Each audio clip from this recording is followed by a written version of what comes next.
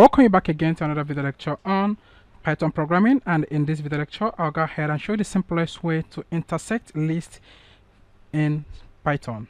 Now let's go ahead and paste this. So we have the list of x and y, and this is what we did in the previous lecture, but here we're going to learn how to do this with just single line of code.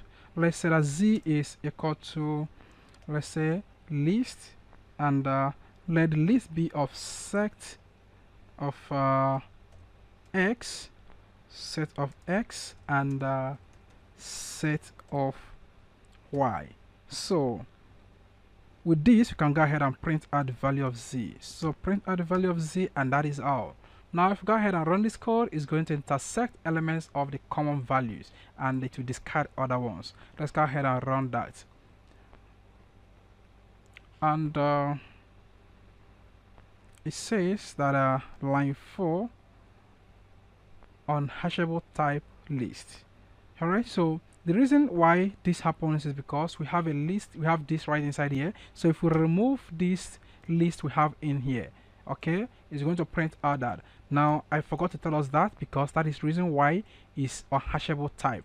But if we go ahead and run this code, it's going to work out fine, and check it out. So you can put a list inside a list if you want to use this type of command. It's very simple. It does not condone or allow list to be inside another list, so you don't run into problem.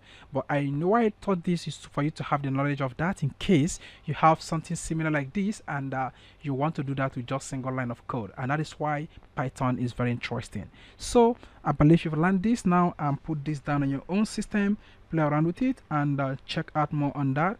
And in case if you have any question, please go ahead and use the question and answer section, and I'm going to get back to you as soon as possible. Thank you so much, and I'm going to see you in the next video lecture.